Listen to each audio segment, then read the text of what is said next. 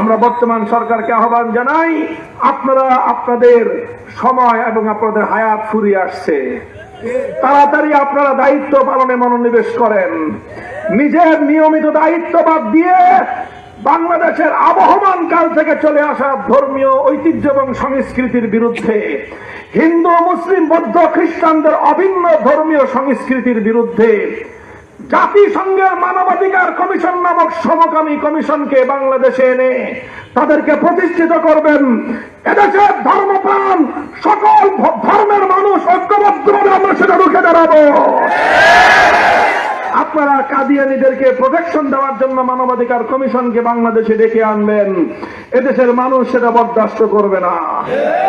কাজেই মানবাধিকার কমিশন নামক সমকামী কমিশন বাংলাদেশ থেকে তল্পিতল্পা গুটিয়ে পালিয়ে যেতে হবে। ইনশাআল্লাহ আমরা জেগে আছি, আপনারা জেগে থাকবেন তো? হ্যাঁ আমার ছাত্র জনতা, আমি তোমাদেরকে বারবার বলি, তোমরা যদি জেগে থাকো বেঁচে থাকবে বাংলাদেশ। আগামী ত্রয়োদশ জাতীয় সংসদ নির্বাচনে বাংলাদেশ খেলাফত মজলিসের পক্ষ থেকে মেহনতি মানুষের প্রতীক রিকশা নিয়ে ৩০০ আসনে আমাদের প্রতিনিধিরা আপনাদের সামনে হাজির হবে ইনশাআল্লাহ।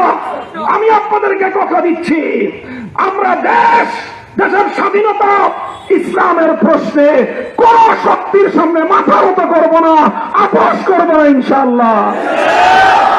আপনারা থাকবেন। আজকের এই সংক্ষিপ্ত পথসভায় আপনারা এই বিপুল পরিমাণ মানুষ উপস্থিত হয়ে আমাদেরকে প্রেরণা জুগিয়েছেন, অনুপ্রাণিত করেছেন। আপনাদের সাহস নিয়ে ইনশাআল্লাহ আমরা সামনের দিকে এগিয়ে যাব। দোয়া করবেন যেন যেই কথাগুলো বললাম আমরা জীবনের শেষ মুহূর্ত পর্যন্ত আমাদের এই প্রত্যয় এবং শপথের উপর যেন আমরা অটল এবং অবিচল থাকতে পারি। আল্লাহ আমাদের সহায় হন, সাহায্য করুন। নাসরুম মিনাল্লাহি ওয়া ফাতহুন করিব ওয়া আখিরু দাওয়ানা আলহামদুলিল্লাহি রাব্বিল আলামিন। সুবহানাল্লাহি ওয়া বিহামদিহি সুবহানাকাল্লাহুম্মা বিহামদিক আশহাদু আল্লা ইলাহা ইল্লা আনতা